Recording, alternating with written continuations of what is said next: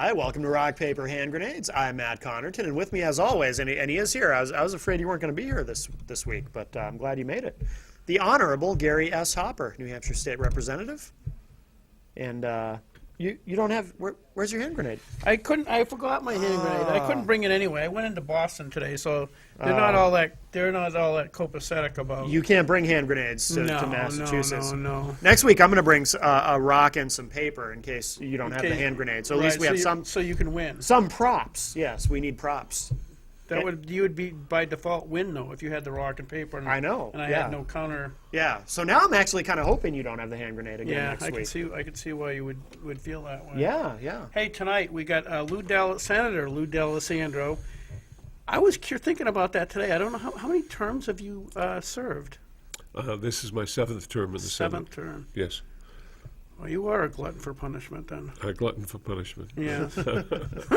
Well, you know what? When I look at the Senate, and I looked at the Senate today, we were in session today, there's only one person in the Senate who started with me, and that's Sylvia Lawson. The entire Senate has turned over a number of times in the last 14 years.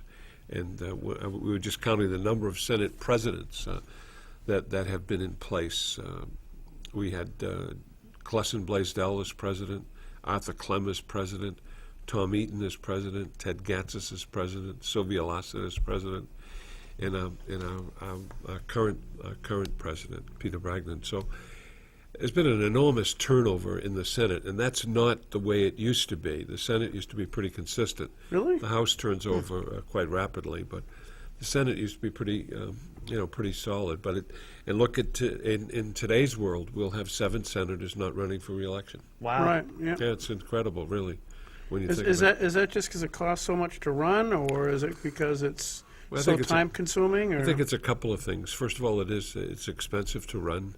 The world has changed dramatically in terms of the cost of running. But it's time. I mean, you've got to be up there. You're working for your constituents and trying to solve problems, and it is very time consuming. And most people have to be up there 4 or 5 days a week in order to make it happen. Wow. Yeah. Yeah, it's difficult. See, that's why, because as a state representative, I only make $100 a week, whereas Lou, because he's a senator, only makes $100 a week. Oh, right. Yeah, a year. I'm sorry, $100 a year. Yeah. Oh, yes, I was going to say. Yeah, the pay is pretty consistent with the Yeah. House, House and the Senate. Yeah, I clear $86 a year after they take out taxes because. Well, you have to take out for the plates, right? Well, you have to pay for the plates also. Yeah. But we are we are employees. We're employees of the state, and we're considered employees of the state. So we have to fill out a W-2 form, and my W-2 form remits to me $86, but you get paid all of your money at once. So for the $200, that is your base pay. I take home maybe $180. Mm-hmm. Interesting, huh? Absolutely worth it. Over 2 years, right. Yeah. Well, in many ways, it's a great opportunity to serve. It is. And I've been the beneficiary of a lot of good things in my life. Got a quality education at the University of New Hampshire. Have been very fortunate to teach, coach, and be active in business here in the state of New Hampshire. Raised our family in the state of New Hampshire. My wife I met at college, married her when I was a senior, and she's from Manchester. So I've been the beneficiary of a lot of good things. So it's always nice to give back. Yeah. No, I feel the same way as a state representative. I mean, it's been one of the most amazing educations I've ever had. Yes. Sure. And I still remember, and this probably sounds corny, but I still remember being sworn in 2000. It would be 2000. And just looking up at the pictures of in this house, George Washington and Abraham Lincoln, and it was awe-inspiring. It was just it was such a responsibility. Sure, those 5 great portraits on the wall. I served in the House, and I can remember when I was installed as a member of the House, Hale, Washington, Franklin Pierce, Daniel Webster. those gigantic Yep. portraits on the wall, and it's a really sobering experience to be there and to be sworn in, and you know, when you get sworn in that day, it's kind of exciting, and you know, we've had because of the turnover, obviously we've had a lot of people serve in the House, so it's a great opportunity for people out there who want to serve and who want to take part in the process, you know, run for the House of Representatives. Yeah, it is. It is. I think people should do it just for fun. I mean, if you care. I mean, if you obviously sure. if doing it just for fun is ridiculous, but Yeah. doing it because you care about your community and Right. want to do something. But That's a great experience. And we have a call. oh, we have a call. Hi, welcome to Rock, Paper, Hand Grenades. Who's on the line? I'm Tom. Hi, Tom. Yeah, I just wanted to have a little message for Lou. Sure. Okay, I just wanted to say, I think it's been doing a great job. Thank you. And I just wanted to say, you know, I met Lou quite a while back. I was a lot younger. He's a great basketball player. Well, he was a great basketball player because he taught me how to play basketball at our school way back in probably 1970, 71 at Franklin Street School. Anyway, I remember him. I just think he's done a good job for what he's doing, and that's all I have to say. He's doing a good job. Do you think he's overpaid? Thank you. Thanks, Tom. Thank you. Thank you Thank very you. much. Well, not too many people remember the old Franklin Street School. They tore that down to do the development, but the Franklin Yeah. Street School, Bob Horan was the principal, and we would go to the Franklin Pierce to the Franklin Street School and talk to the kids, and we'd also play in that one of those old time gyms. In those days, I was able to play a little bit. I was never a great basketball player. I had the good fortune to be the coach of some wonderful athletes, and you know, they made me look good. So as a coach, I did okay, but as a player, I wasn't very good. Yeah. So, this is a rumor as far as I'm concerned. Sure. But somebody was telling me that there was a few gun bills that the House sent over to the Senate, and I was told that the Senate tables a lot of bills, and they tabled those because they couldn't even get the three main gun groups in the state to agree on the language in those bills, and said the heck with you all and threw it on the table and to dispose of it. Do you hear of that, or is that? Well, I What was haven't- your take on it? I haven't heard that, but the Senate, you know, the Senate passed one gun bill that I was opposed to, and that's taking the Castle Doctrine and elevating it to stand your ground. That bill passed the Senate. Actually, that's law in the state of New Hampshire now. We've had wonderful success with the gun laws that we've had in New Hampshire. We're really an open state. You know, Oh, yeah. we've done very good work. Concealed weapon permits have been granted for long periods of time. It's the local law enforcement that allows that. Of course, all of that's you know, kind of out the window now because of changes that have been made. But in answer to your question, I don't know that the three entities couldn't get together with regard to gun laws, but we're not as open as the House is. I mean, you can carry a weapon on the floor of the House, which I think is a bad situation. I just think it's Well, a bad situation. but some of them get some of you get unruly, right? And you know you need to They could get unruly. you They can need get to be unruly. armed.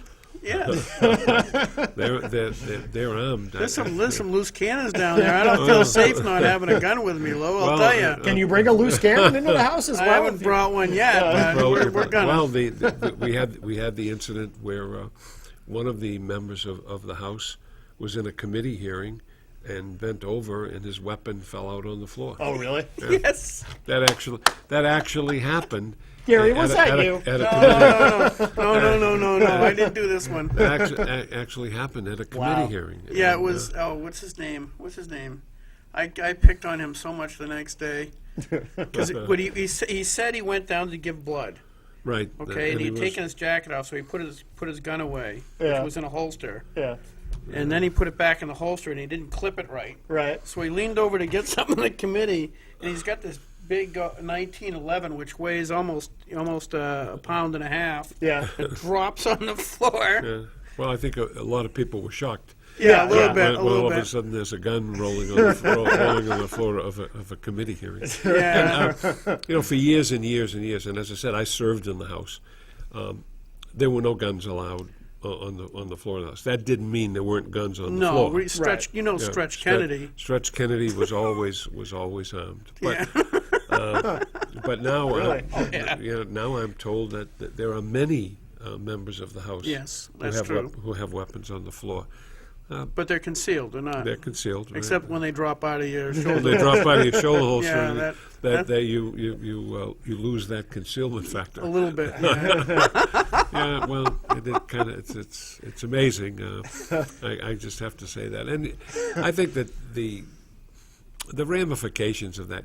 Sometimes you go to the national news stories, and New Hampshire becomes the laughing point on some of these shows. The Colbert Report.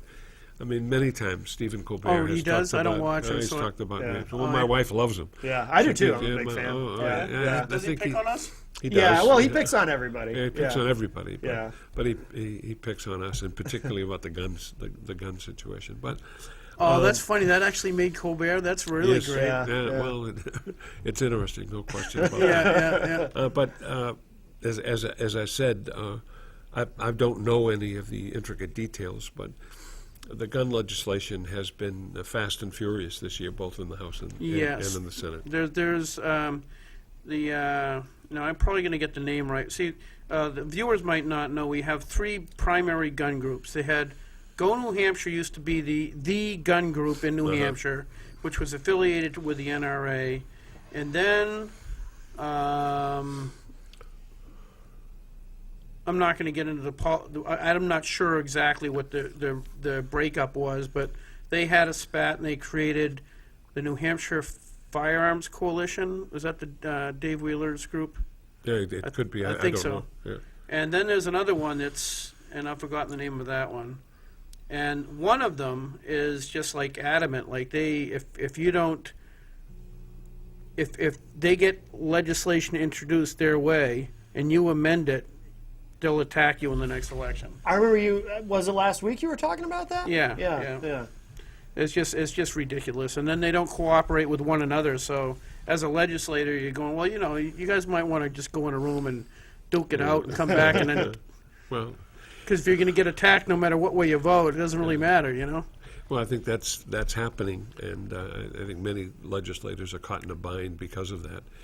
They get lobbied one way, and I think the amount of lobbying that's been done this year in particular has been excessive. Right. There are more lobbyists than there are reps, and we got 400 reps. Yep, So yep. you see lobbyists all the time writing legislation and putting a lot of pressure on legislators, and that's a very difficult thing to deal with, particularly if you're new, you've just come to the legislature, you're going through a learning process, and you get beset by the number of lobbyists. Now, many of the lobbyists are good guys, or And good women. Gary likes the free lasagna, Well, the free lasagna. which I would too. I mean, if I were there, I don't blame you. I mean, well, they say that legislators never turn down a free meal. No, I think There you I think that's for sure. yeah, That's that for is sure. absolutely true. At least in my case, obviously. Yeah, well, I think it's indicative of the process. Although some of those breakfasts that are served early in the morning in the State House cafeteria are pretty welcoming. I know that the Dental Society put one on. And Didn't the Heart Association Heart usually Association they put one on? and The Red Cross puts one on. Very Didn't all that of the Red, charitable didn't that Red organizations. Cross do something really vicious by actually providing a healthy breakfast sauce? Well, that's Which was kind of, I thought, was a little distasteful. well, a healthy do you mean? breakfast. It was healthy, right. so it wasn't like, bacon and eggs and, Oh yeah, Yeah, that's no fun. That's no fun at all. Oh, jerks. Well, yeah. a good healthy breakfast is well, that's kind of the most important meal of the day, to be honest with you. Yes, But that's why you the- want to eat something good, like Yeah. some Well, I think bacon. that the school, when I first came to the legislature, the school food workers would put on a breakfast, and that was terrific. Really? Yeah, Nancy Stiles, who's now Senator Nancy Stiles, was head of the school food workers group when I first got in the legislature, and we worked together on a piece of legislation. But she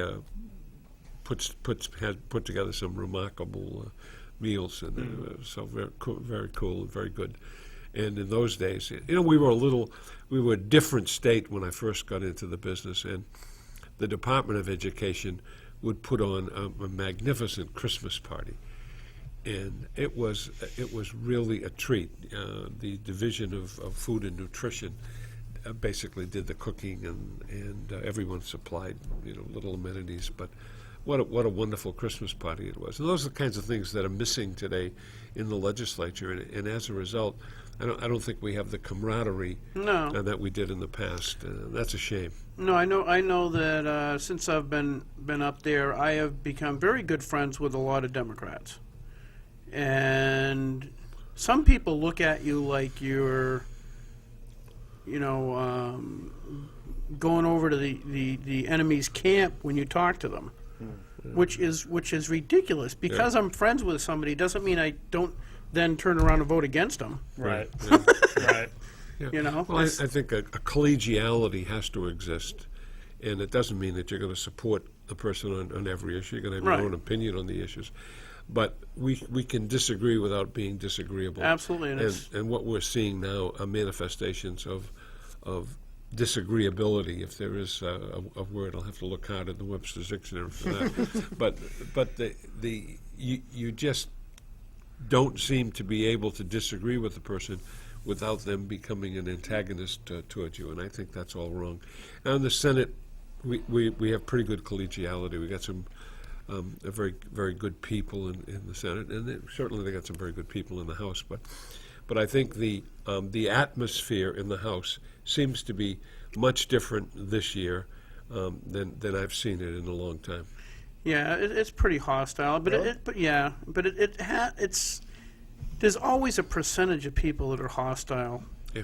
That go up there with, I don't know what you call it, but basically somebody who can't separate the fact that they disagree with somebody, but that doesn't mean they're an evil person. Yes. I mean, there's people that go up there that believe. There's one gentleman in back on the Democrat side who came out in the ante room and just started cussing at me, Really? like swearing at me. And it wasn't something, I didn't say anything to him. I had just made probably a parliamentary inquiry or something like that, not directed at him personally, Sure. and he's just like an angry dude. And we have Republicans like that who just think all the Democrats are, should have horns for truth in advertising. You know what I mean? It's ridiculous. Yeah, well, I think that creates a very bad situation. It creates a negative environment. Hard to get things done in that kind of an environment. I must say this: when I first went to the House, and I was young when I first went to the House, and I was teaching in the daytime. Yeah. I was teaching, and I had to work my schedule. I was teaching and coaching, and when I went up there, some great names. When I talk about Stanley Hamill, recently passed away, who was chairman of transportation, and Martha Frizzell, and Kim Anzakis, and Arthur Drake. Very, very, very professional people, and very open. It was really a nice place to be honest with you. There was a congenial situation. House Republicans, House Democrats, I think they got along. And there weren't many lobbyists at that time. Don Sinville was the only lobbyist that I ran into, and he was the lobbyist for PSNH in those days. Mm-hmm. And we had one fundraiser. It was the Speaker's Dinner.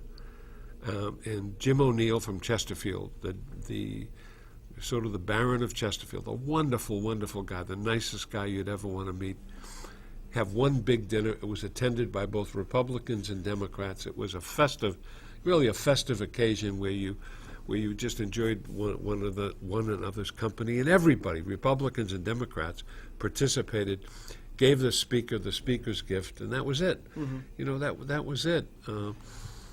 In those days, it was a biennial session, so you met once every 2 years, and things seemed to move along in pretty good fashion. But as time has gone on, I think the tension has grown dramatically. Well, the problems have exacerbated. I don't think there's any question about that, and particularly now where we're in a negative economic cycle, puts a lot of pressure on people. One thing I would say is the desire to get along and not be confrontational seems to have disappeared. I mean, maybe that's a product of the society as a whole, but certainly it manifests itself in the legislature. Yeah, I know. When I was chairman of Fish and Game, I always made a point of working with the Democrats and helping. Like, there was a couple of Democrats who were freshmen, Right. and they wanted help. How do I do an amendment? You know, where do I Sure. go to go? What do I, you know? Right. And you help them Yeah, Right. yeah. because Give they're them a trying to hand. learn. Right. Exactly. And the way I look at it is, you got a person. If you've got a legislator, you've got somebody that has gone out, probably had signs printed up, possibly done door to door, Right. possibly gone out and handed out flyers to people and asked people for their vote. They went through all that trouble. They deserve a certain quantity of respect when they get to the House, Sure. regardless of whether they're Republican or Democrat, and to alienate people and all this other stuff just because they're on a different party is counterproductive at best. Yeah. I don't think there's any question about that. New legislator, okay, you come to the legislature. Now think of this, there are 400 people in the House, 24 in the Senate. We're the third largest legislative body in the English-speaking world. Get a 25 to 30% turnover every 2 years in the House. So you've got 400 people who come up there who have basically never participated in the process. So where do you go? How do you get there? Who are the people you see? There's an orientation period, but isn't it up to your colleagues who have been there for a while to give you a hand in sort of maneuvering through any landmines or hand grenades, that, as you guys put it, that are out there? That makes a great deal of sense, in my opinion, because it helps that individual to be a better legislator. Now, for example, legislative services. That's where you go to get a bill drafted. Now, if you don't know that and you have an idea and someone doesn't point you in the right direction, you can wander around for a while and never recognize the fact that that's where you go. You go to that office, you ask for a person who can help you. You talk about the subject matter. They assign you to one of the drafting attorneys, and you get your legislation drafted. You talk about the plates. Well, how do you get that plate? You have to have your picture taken. You have to have an identity card done, and they have a day for doing that. And then you purchase your plates. You also have to purchase your regular plates, but then you get your legislative plates in order to be identified as a person in the legislature.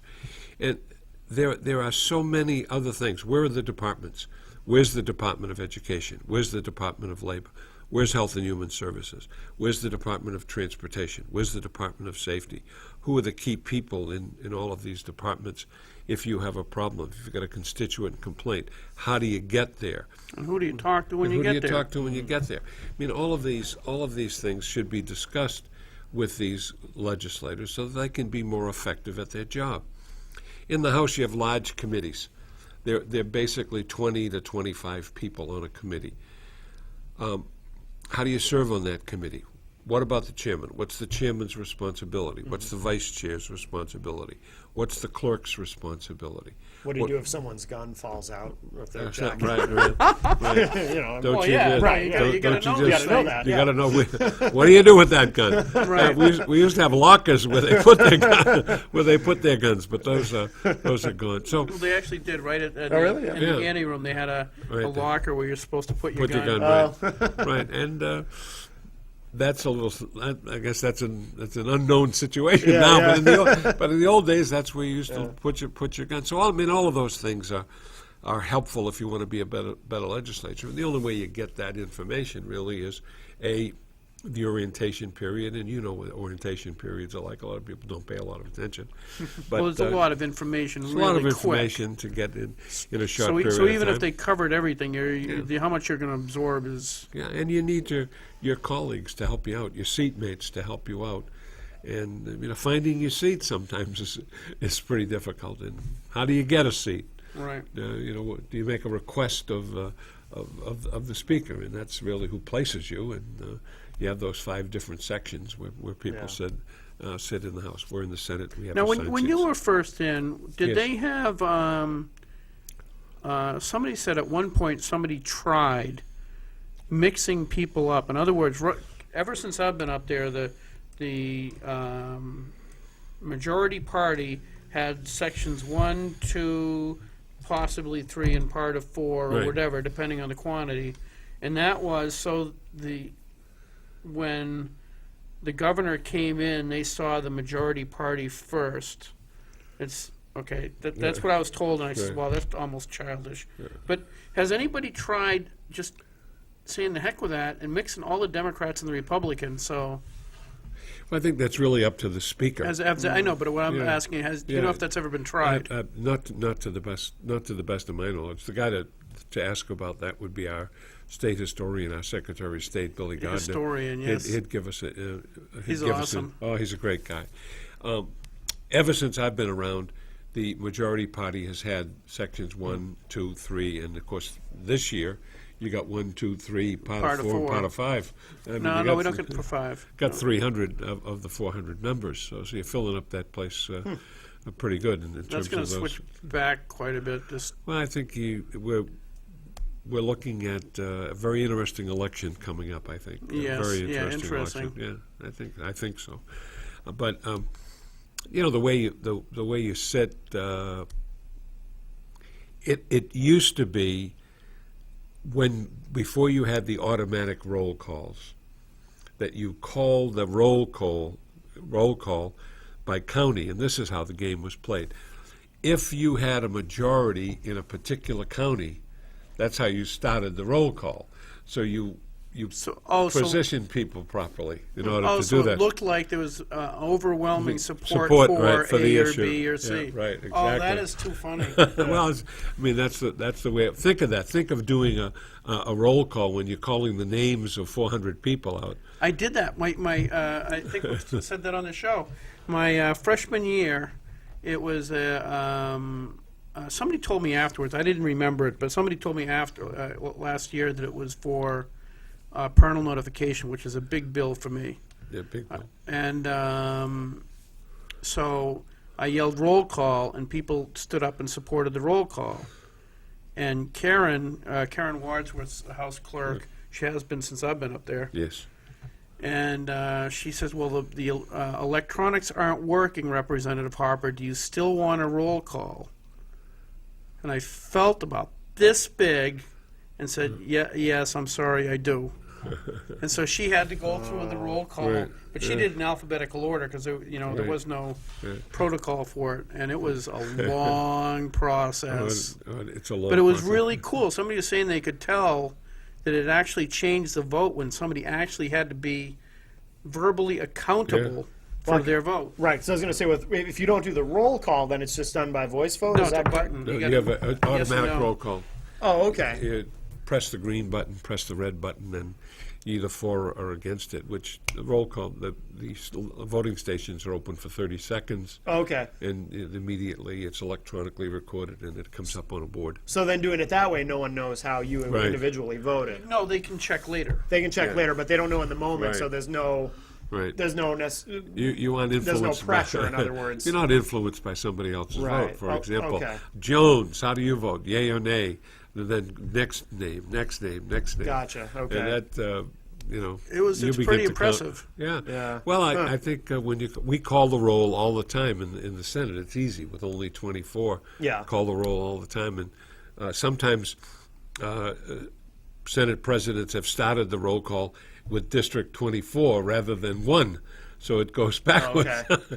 and that's pretty interesting because you can start the roll call any place you want in the Senate. Okay. You can choose where to start it, and then it moves forward. But in the House, it's a different story. And does that typically lead you to know what leadership wants you to vote? Well, I think that's pretty much defined before you call the roll. Okay. But again, sometimes when they started at 24, there may have been some rationale for doing that. Now, when you called roll call, how long did it take in the House? Because that's, what, 400 people, 400 right? So- people. I don't know, 20 minutes, something like that. Oh, okay. Anyway. So it's... Well, if you do it with the clerk calling the roll, but if with the electronic process, It's a minute. you have 30 seconds to vote, Okay. and within a minute you get the results. Oh, okay. Yeah. But if you have to call the roll of 400, it'll take you a good long time. Yeah. Yeah, it was at least 20 minutes. Oh, okay. It was pretty long, though. Yeah. I felt bad for her having to call out 400 names, and she's a really cool lady. Really? Yeah. Yeah. She's been around. Karen's been around a long time. She's former mayor of Lebanon, Oh. and I think she was even a member of the House. But Yeah, she's she been, was. She's been the clerk for a long period of time. When I started in the House, Milt Street was our clerk. He was a wonderful guy, and in those days you could smoke in the House. He would have a cigar a lot of times, and he was a wonderful, wonderful guy. And it was kind of a very harmonious situation. I enjoyed him very much. And there's been a series of other clerks in the House, but Karen has been around a long time. Yeah, when I started, they didn't have smoking in the hall, but they had smoking in the ante room. Yes, yeah. And then they had a smoking room in the ante room And now it's for a gone. while. Then they got rid of the whole thing. Yeah. Now you have to go out front and with the other lepers. Yeah. Yeah. Well, there's another situation. Smoking has been basically eliminated in public buildings, Right. which is really a pretty good idea when you think of it, and when you think of what happens with secondhand smoke and the health effects, Yeah. the negative health effects of secondhand smoke. So think of being locked in, and in the old days they used to lock us in the house so that you wouldn't lose the quorum, and think of someone smoking. And ventilation in there is pretty bad, too. It's very bad. And So for a non-smoker, that's how. it's heck for sure. And no air conditioning. You have to open the windows. Yeah. And in those days, we would be in the house till 3, 4 in the morning sometimes, particularly on a budget year or the budget year, Really? You guys Oh, went yeah. all night? Wow. all night long. And I can remember one time, this is a long, long time ago, Bernie Streeter, who was I served on the executive council with Bernie. His father was in the house, and they would roll in a piano, and he would have a song fest while we were waiting. Really? Waiting for deliberations that were taking place in the Appropriations Committee, or waiting for the budget bill to come back. There are some wonderful memories when you think back of that house, as I say, when you think of the people it served and the times that you had in the House of Representatives. And there were sad situations. I can remember one man, he was very, very elderly. He was a really nice gentleman, lived in Concord, and I said to him, "Why do you continually run for the House?" And he said to me, "Because I have no other place to go." And I felt terrible when he said that. Excuse me, that guy eventually passed away. He didn't die in the House, but it was down close to it. Wow. And we've had deaths, in the House because of age. Sure. Oh, yeah, there's a lot. It's usually at least a couple a year. Yeah. I mean, a couple a session. I Right. know my first term, I was in my Fish and Game Committee, and I went downstairs with my daughter, who was, I think, 16 or something. She and I went and testified for a pro-life bill. Came back upstairs to find out one of the guys from Marlboro, I think he lived, had died in the committee room. Oh, no kidding. While I was Wow. gone. Wow. Because a lot of the people are retired. Yeah, So the probability of somebody dying is it's pretty Sure. high. Sure. It's pretty high.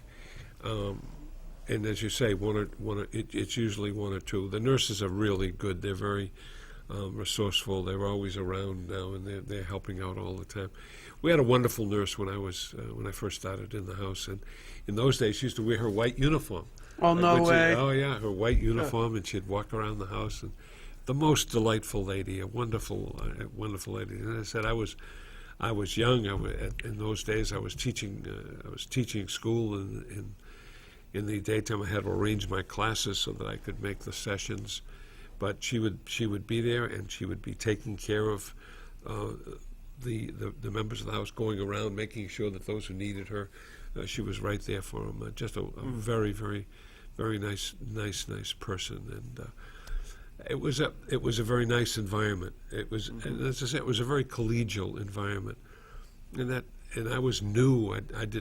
I didn't know much about anything, and I had one bill that I sponsored in my first term there, and it was the School Feeding and Nutrition Act, and we finally got that bill passed, and it was a long, drawn-out process. But I had a lot of help from a lot of good people, and I can't forget them. You know, one thing about politics, and they say this to you all the time. You know, there's a role in politics where you're on a roll and you're on your way up, and there's a lot of people that helped you there. Mm-hmm. And the key to this life is never forget who got you there. Right. You know, right, because you're of going to course. see those same people on your way down Yep. as you did on your way up. So make sure that you're respectful and Yeah. you're attentive to detail. But it was, as I said, it was a wonderful. The house I had great experience for the house, and then I left. How many terms you run in the House? I served in the House for 2 terms. Yeah. And I served on the Executive Council for 3 terms, and then I served 5 terms on the local school board here in Manchester. But my initial entry into politics was the House, and it was really good, really good. And as I say, I've seen obituaries of the chairman of committees that I served on when I was in the House, and it's a sad thing, obviously, but we're all going to have to meet our end someday. But just maybe a couple of months ago, Stanley Hamill passed away, and he was chairman of transportation. And the Hamill family has been very beneficial to the state of New Hampshire. Mm-hmm. Over at the University of New Hampshire, the Recreation Center is named after the Hamills. Oh. It's the Hamill Recreation Center. And he was a very dignified gentleman, always had his blue blazer on and his shirt and tie, and distinguished gentleman, and he would always be right there telling you when the transportation was going to meet, the time they were going to meet, and so forth. And did a nice job. I remember him very, very well, and as I said, big benefactor. And when I first came, Walter Peterson was the governor, and he was then defeated by Meldrum Thompson. And in those days, and this hasn't happened for a long time, the Chief Justice of the Supreme Court would come before the legislature, a joint session, and would talk about the state of the judiciary. And Chief Justice Kennison, who was a remarkable Chief Justice, would come and give an eloquent iteration as to the state of the judiciary in New Hampshire. And we don't do that anymore. There's a lot of Yeah. hostility between the judiciary. Yeah. We had the Chief Justice in my committee yesterday. And- She's really mad. oh, really? You could tell she's being polite, but she's really angry. Why is that? Why? Well, I don't know if it's going to be. I don't know if it was a Senate bill, or an attachment we're going to do to a Senate bill. At this stage of the legislative session, there's so many games getting played. yeah. Sure. Because you have a Senate bill that comes over. They took 4 Senate bills last week and laid them on the table because the Senate laid a bunch of our bills, or refused to hear our bills. Oh, really? And you'd have to just, it looks pretty childish on paper, let me Right. put it that way. And anyway, so we've, I don't know if this is an amendment to one of the bills or a Senate bill that we're amending, but it reorganizes the entire Yeah, right. court system. I think it takes her authority away, and I think it somehow it takes the new circuit court and Yeah. maybe dissolves it. And I was talking with who used to be the chief judge of the probate court, Judge King, wonderful guy who does a great job, about the dismantling of the circuit court. There's a piece of legislation that dismantles the court. We just created the circuit court. We just created it, and if indeed this bill passes, we'll dismantle it. It doesn't make a great deal of sense. Judge Delanus, Linda Delanus, I was on the Executive Council. Governor Gallon nominated her. She was the first woman who was nominated and confirmed as a judge for the Superior Court. She's now the Chief Justice of the Supreme Court. Really a remarkable lady who's done a great job for the judiciary. But it's not easy. When Kennison would come, he was treated with utmost respect. He was considered around the United States and this is very, very true. I hope our viewers and our listeners recognize this.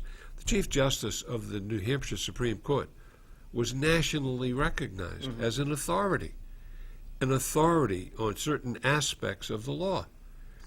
Well respected around the country. The court was extremely well respected around the country for its competence and the decisions that the court made. And many of those decisions, those written decisions, were passed out across the country. Judge Kennison was really a giant as far as the law was Now, concerned. where do you think the turning point was? That after Claremont? I think Claremont was part of it. I don't think there's any question about that.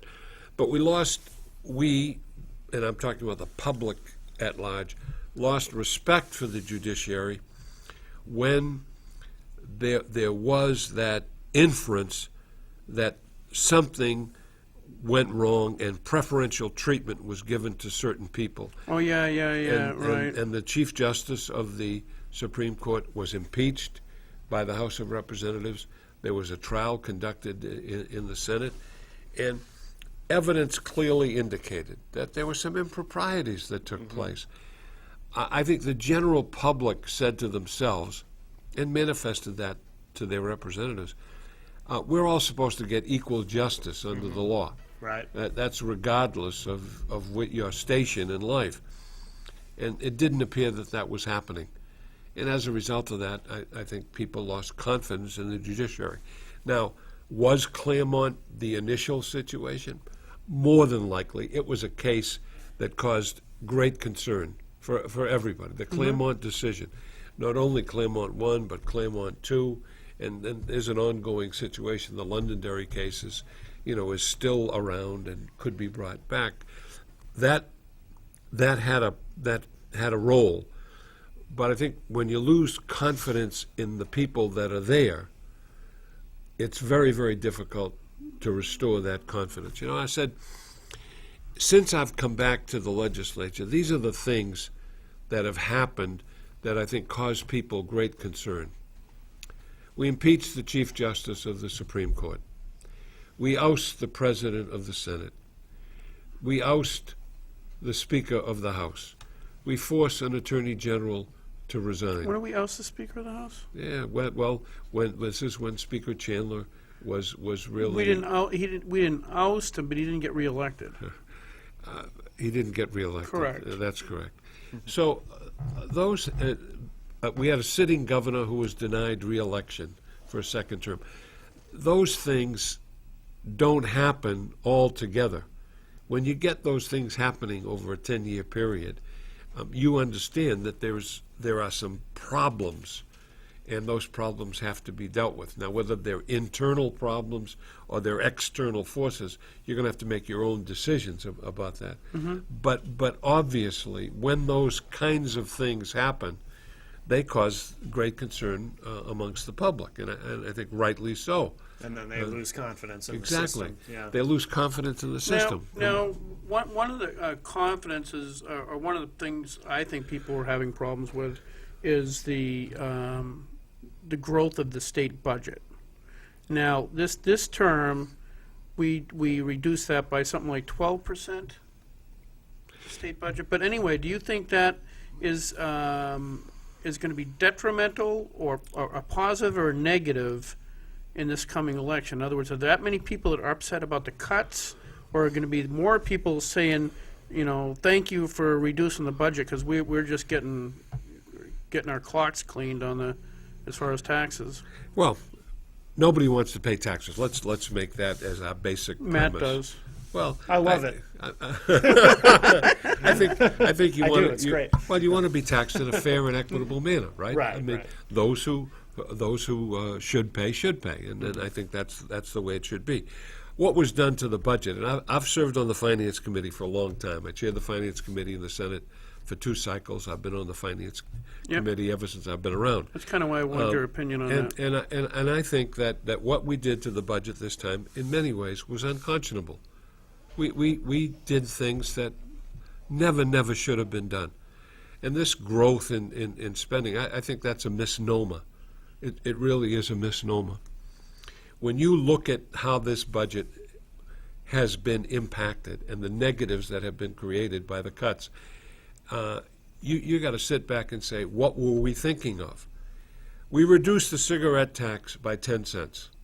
We reduced the cigarette tax one day, and the wholesale price goes up by 9 cents the next day. We lose $19–20 million in revenue. We're the only state in the history of the country that's ever reduced the cigarette tax. Yeah. All right. I don't think that was a very good idea. We eliminated the surtax on registrations. That was $90 million. That was the $30. Yeah. But that was supposed to be sunsetted anyway. It was to be sunsetted, but we could have retained it, and no harm, no foul. The money was coming back to the municipalities. The betterment monies were returning to the municipalities, and we were funding some functions in state government. So we reduced the spending. We got about a $10.2 billion budget for the biennium. We eliminate the CHINS program, Children in Need of Services. We eliminate that. So who takes care of those kids? The Webster House takes care of those kids. The Sununu Center takes care of those kids. The local municipality takes care of those kids. We reduce revenue sharing by $25 million a year.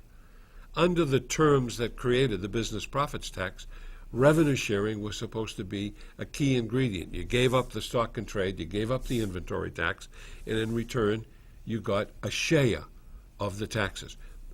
The cities and towns don't get that. That's $50 million that isn't going back to the cities and towns. Well, where's that money going to be made up?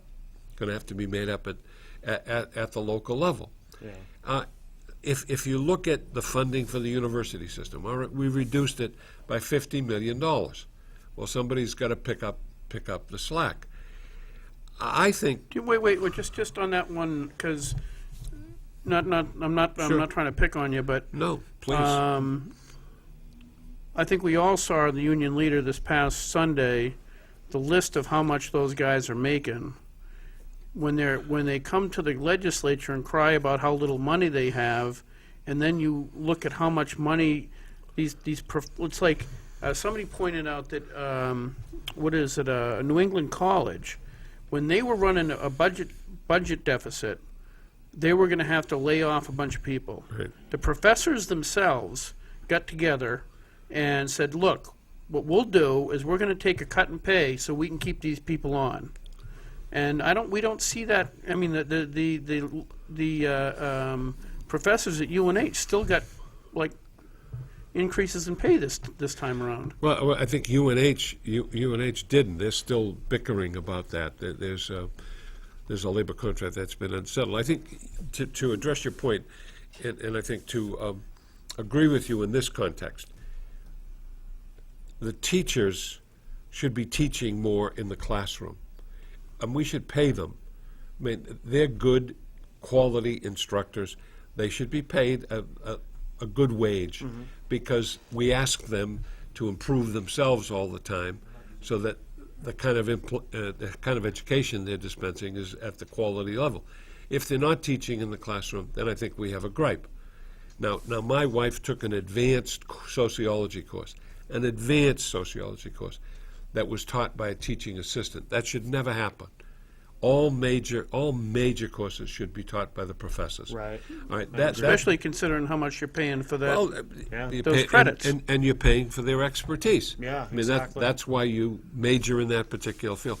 So in that sense, I think we have a responsibility to make sure that they teach. And I saw the same things that you saw, professors at a certain level. Professors, if they are the quality that we want, they're worth that, because they're drawing the students, they're drawing research money, and they're embellishing the institution, which is really what we want. We have the University of New Hampshire, which is a major research institution, and it truly is. But we want the undergraduates and the graduates to get a quality education, so we want the professors in the classroom. And if there's a gripe that I have, that's a gripe. And I've exercised that on many occasions. I went to the University of New Hampshire, graduated from the University of New Hampshire, as did my wife, my brother, my daughter. So I believe strongly in education. Yeah. Now, when you look at those numbers and you compare them, you say, gee, they're making a lot of money. Well, some of them are making more than the governor. Well, I remember when we paid the governor $30,000 and he wouldn't take a raise. So the governor sometimes puts himself in that position, and we have to look at some of the salaries of our appointed people. Yeah. You know, I mean, they deserve to be paid a wage that's commensurate with what we expect from them in the job they do. And now we'll have a furor. The local newspaper is now publishing the salaries of everybody. Well, some people earn their salaries. Sure. Okay, and when you look at some of the salaries of the extraordinary salaries of some bank presidents, I just looked at a prospectus for a particular guy. Actually, he was the head of Verizon Wireless. Between 2009 and 2011, he made $43 million in salary, plus benefits. $43 million. Now that's a lot of money. Yes. Right? That's a lot of money. But somebody said he was worth it because they expanded the wireless industry. They got those phones out there and so forth. He has phone number. I was thinking of running against Odell for Senate, but I don't got any money. So I think you have to be, you've got to be conscious of what they do and how they do it. I think another thing that really has bothered me this session is the attack on public employees. Yeah. I mean, the fact that they don't want collective bargaining for public employees. You've seen that in a lot of states. It's something we don't like public employees. By the same token, when there's a fire, we're not all running in to save those people. That's right. But the firemen are, The other thing and the too. policemen are. This is actually one of probably the few subjects we agree, because you look at, like, we attack the public employees. If you look at, and I don't know what the number is, you might know this, but the public employees in New Hampshire are profoundly different than what you find in, say, Massachusetts. Yeah. Like if you've got a lady taking money at the toll booth in New Hampshire, she's probably making $10 an hour. Right. Okay, down in Massachusetts, they're probably making $30 or $40 an hour. Really? Wow. I mean, Oh, they- ridiculous sure. quantities of money. Yeah. The- And so the- it's Yeah. it's not No, it's not. the same thing. It isn't the same at all. That's the No attack question. on the public employees, on the unions, is coming from out of state, and Yeah. they do it every 2 years. Right, and I can't understand it. We have very, very good public employees. I'll talk about the state level because I've dealt with them all of the years that I have been in state government. They're dedicated, hardworking employees, and as you say, the toll collectors in the Massachusetts Turnpike can make as much as $50,000 or $60,000 a year. Yeah. Our toll collectors, as you say, I bet they make if they make $10 an hour. I'm not sure. I'm not sure what they make, but we demand certain things from our state employees. We demand that the roads in New Hampshire be in good shape. You know, we say the difference between coming over the line from Massachusetts to New Hampshire is we have good pavement, we have good roads. In the summer, they're well paved, and in the winter, they're clean so that you can see black. Now, we're falling off in that because our roads I've need noticed, to be yeah. our roads need to be repaved, and Yeah. that's part of the complaint I have about the budget. If you tell people where you're spending the money, and you can validate that, if we are paving the roads, if we are fixing the bridges, Infrastructure. we got 35 bridges in the Greater Manchester area that are unsafe. They're red line bridges. That's really scary. Yeah, it is, and I just sent the list of bridges to the highway department here in Manchester as to when they were going to be fixed. So those are the kinds of things that if we invest in it makes a lot of sense. But when you cut the money out to do that, you're hurting yourself. We are hurting ourselves. Because now when I go under those bridges and I see those nets or I see that wood, I say, that thing's going to fall down. Well, I don't want it falling down on me, and I'm sure you don't want it falling Well, down you got on to you. look at you're not looking at the bright side. It's an opportunity.